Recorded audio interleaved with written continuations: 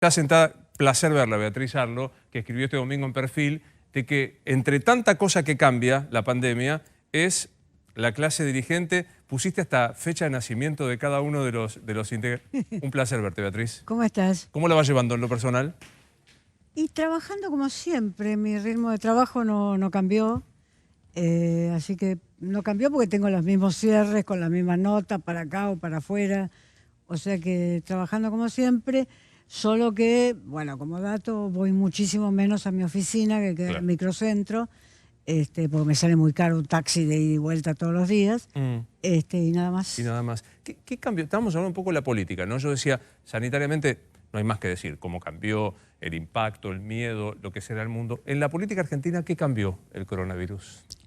Bueno, yo creo que se atenuaron la capacidad de agredirse unos a otros, que ya venía atenuándose, o sea que en realidad sigue eso.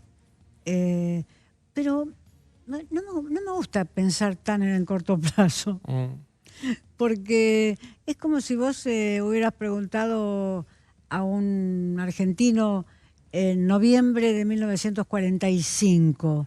¿Qué cambió en la política argentina después del 17 de octubre? Hubiera hecho pavadas. Como en general es muy probable que estemos diciendo juicios apresurados. Es decir, 10 años nos llevó el peronismo y 50 nos llevó a discutir qué era el peronismo. Imagínate si ahora lo vamos a resolver. Si vamos a resolver esto, ¿no? Si vos mirás la prensa internacional, no hacen tanta proyección histórica de lo que va a pasar en Francia.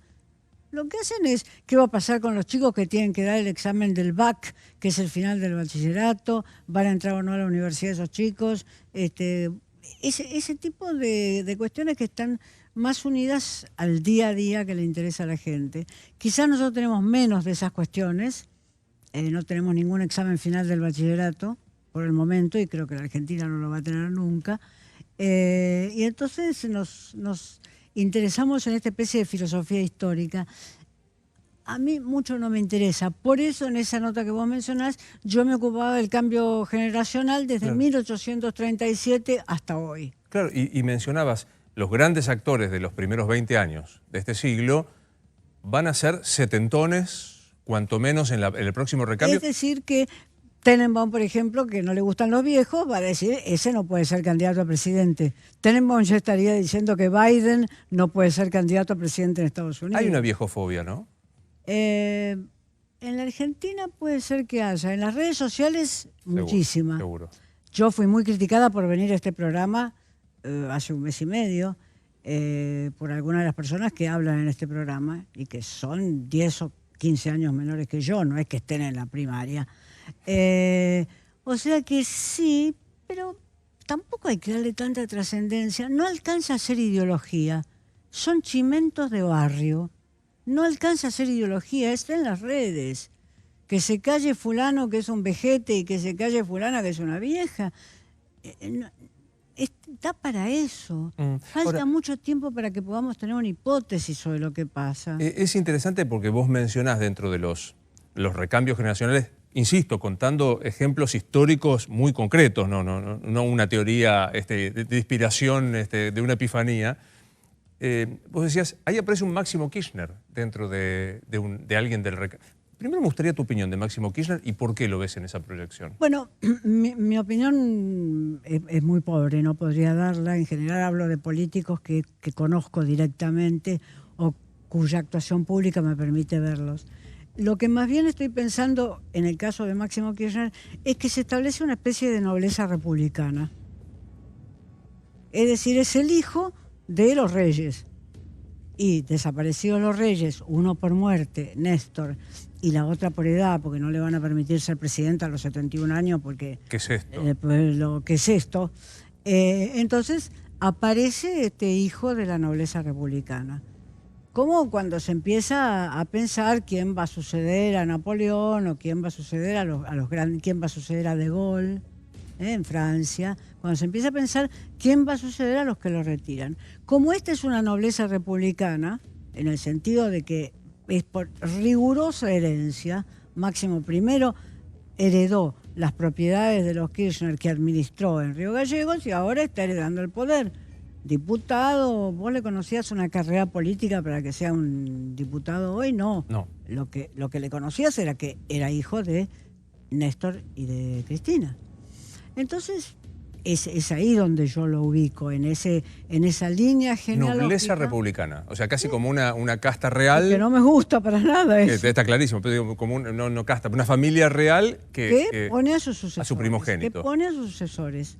Es decir, no en vano en Francia hubo un Napoleón primero y después el tercero se llamó Napoleón también. Es decir, que una nobleza que pone a sus sucesores. No lo puso Napoleón primero, pero digamos, los nombres tienen también un significado. ¿Sos de las que creen que la cuarentena, es mi diagnóstico y acepto que me digas no, fue eficiente, bien tomada, bien cumplida, bien explicada? A mí me gustó el modo en el que el presidente Fernández le explicó. Generó como un cierto enamoramiento que va desde la concentración del poder o hasta la restricción de algunas libertades. ¿Crees que hay un enamoramiento de la cuarentena? Creo que en las primeras semanas sí, porque Fernández lo explicó muy bien, fue muy persuasivo esa primera intervención de él, y creo que, bueno, y la intervención flanqueado por Rodríguez Larreta y por Kicillof después, me pareció muy persuasivo. Y creo que la gente estaba asustada, el miedo no es tonto, digamos, la gente estaba asustada, sobre todo cuando empezaron a difundirse cifras que no son exactamente las verdaderas, de que podían terminarse los respiradores y podían terminarse las camas. Se sabe que la Argentina tiene reserva, puede operar todavía sobre esa reserva, pero el miedo existe. Disciplinó. Yo la veo mucho más distendida hoy y no sé si fue bueno la forma en que se amplió la cuarentena. Esto de que podamos, los que tenemos documento con 1 y los que tienen documento con 3, ir los lunes, y los que tienen con 2 ir los martes a comprarnos remeras o camisas, no me parece que sea la medida que da un reflejo de la urgencia en la que vivimos. Vos tenés ganas de comerte una remera, yo te digo, Novarecio, explica, espera un cachito, te la compras dentro de 6 meses o te la compras dentro de un año. Entonces por supuesto que entiendo que no es por la gente que quiere comprarse la remera, sino por la gente que se va a fundir en sus pequeños negocios. Entiendo que es por eso, son los pequeños comerciantes que se van a fundir. Y que la Argentina no tiene recursos para darle los préstamos y los adelantos que otros países le dan a esos pequeños comerciantes o a esos pequeños productores. Obvio. Y en esa, digamos, vos sos una de las intelectuales que en más lee la prensa internacional, digamos, casi como una disciplina personal. Cuando se plantea esa pelea, ¿es la economía, es la salud? ¿O es prefiero prefiero Noruega a Suecia? ¿Qué te pasa con eso? Bueno, así nunca está planteada en la prensa internacional. Esto de decir que yo prefiero una economía muerta y no unos argentinos muertos, así, esa frase no la vamos a leer en la prensa internacional. Esa es una frase de alta carga dramática, digamos. Las discusiones me parece que son, yo no leo discusiones económicas porque vos sabés que yo no entiendo de economía, pero me parece que las discusiones son más sofisticadas, por una parte. Pero por otra parte, hay que considerar que son economías más fuertes.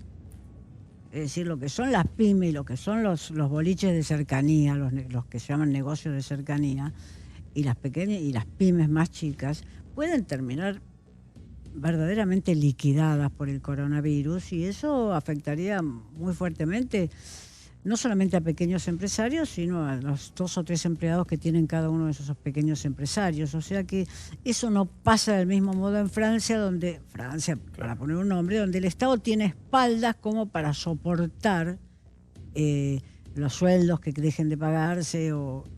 No parece que la Argentina tenga esas espaldas.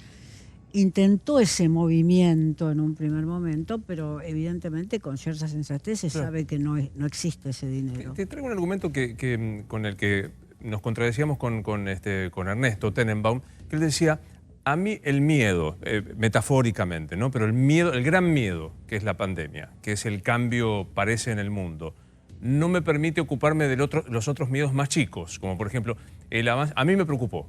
Yo lo escuché al presidente 2 veces, los otros días con Silvestre y hoy con Oro, hablar de la justicia y del Consejo de la Justicia. Hay una tentación tan fascinante de manejar la justicia. ¿Te parece que hay que prestarle atención a esto, a un parlamento que no funciona, una justicia que está muy parada, o no? ¿O hay que atender solo a este medio grande? No, sí, hay que prestarle atención. Un parlamento que no funciona realmente es inexplicable.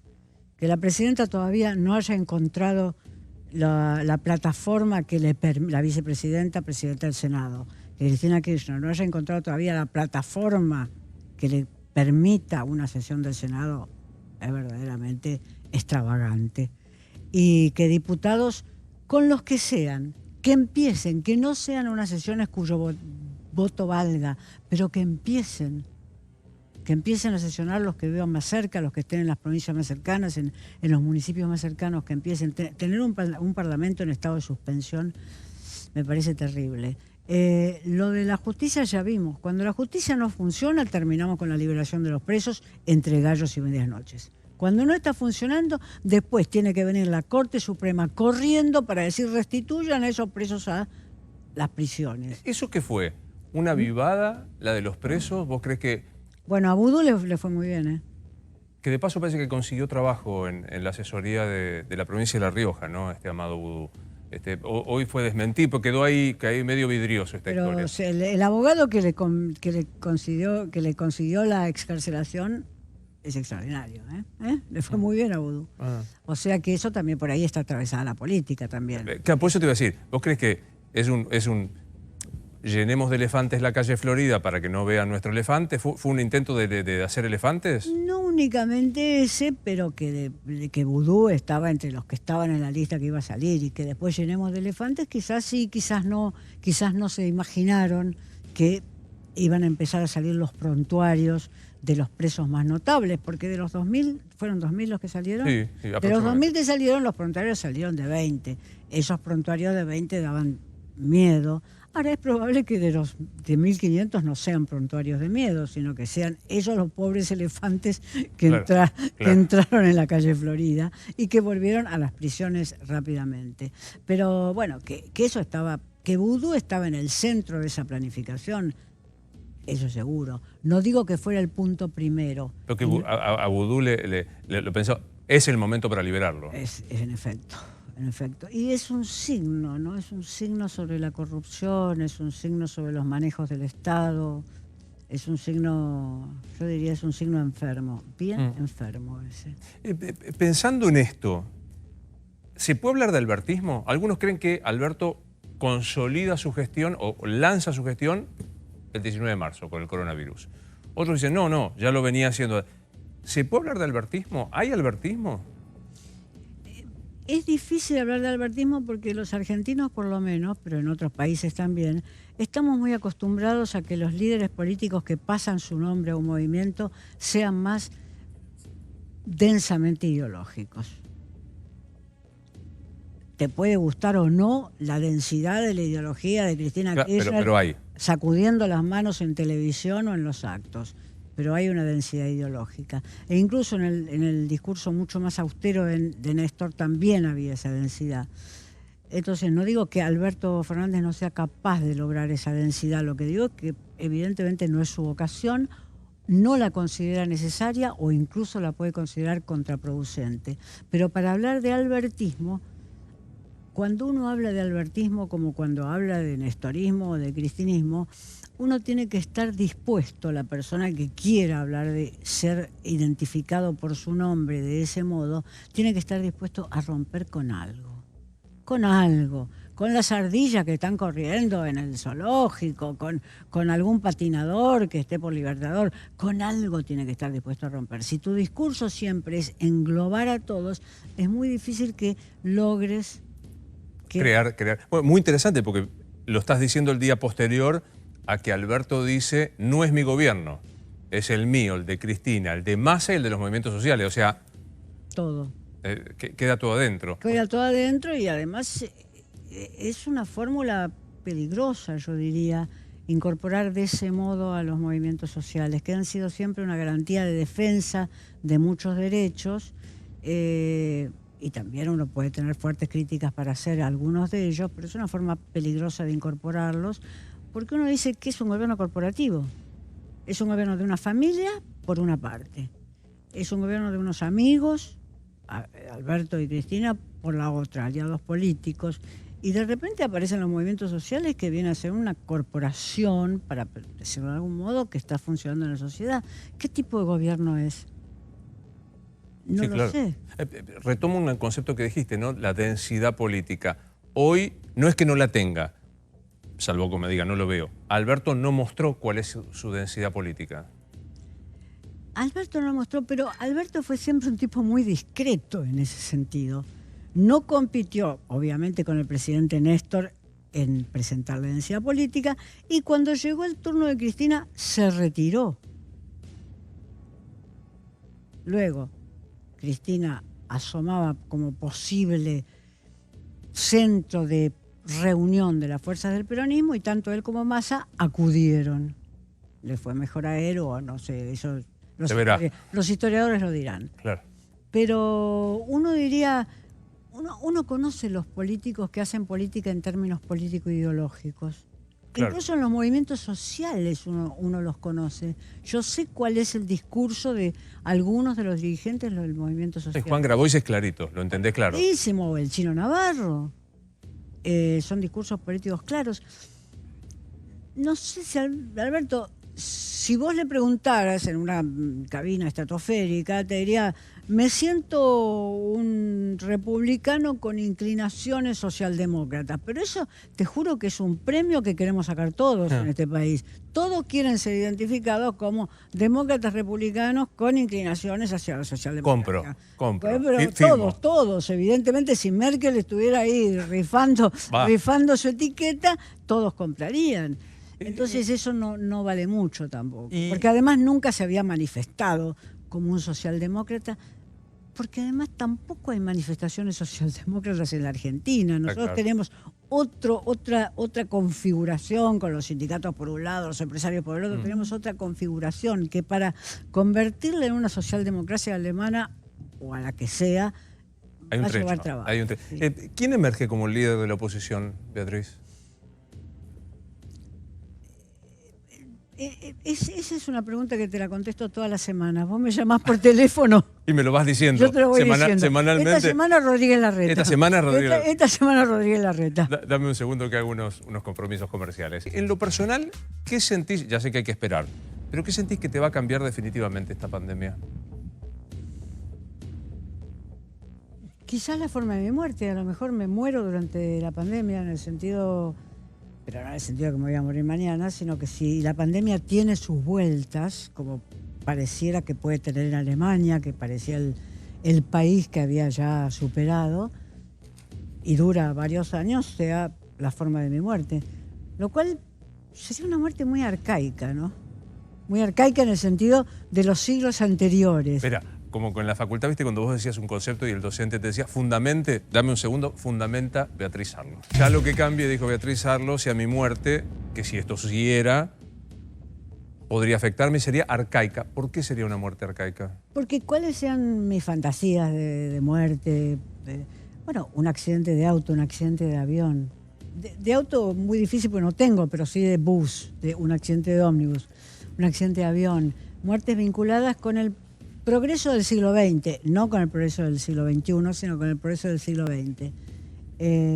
Mientras que ahora, a lo mejor, extinguirme como uno se puede extinguir. Claro. En esto, si continuara de la manera que en algunos países se anuncia que puede continuar, porque ha vuelto el pico donde parecía que había sido superado ese pico. O sea, quizás eso es lo que cambie, pero no mucho más. Así, de entrañas, ahora que se puede leer un poco más para los que se quedan en casa, ¿qué no puedo dejar de leer que Sarlo me dice, andá y lee eso? ¿Qué no puedes dejar de leer? Bueno, yo estoy leyendo una novela que me gusta muchísimo, que es de un autor argentino que es además director de teatro, que se llama Emilio García Huevi. Y me gusta esa novela, es la primera que publica, y esa es la que estoy leyendo en este momento. Ahí vamos. Ahora, te puedo recomendar algo con el cual te podés pasar 6 meses. ¿Qué sería? Que sería El encantamiento o el maleficio, según como sea traducida, de Hermann Broch. Que es una pandemia que dura 350 páginas, sin enfermedades, pero con la maldad humana, 350 páginas. No hay ningún lugar común en lo que te voy a decir. Me gusta verte, sábelo. Gracias. Gracias. A mí también.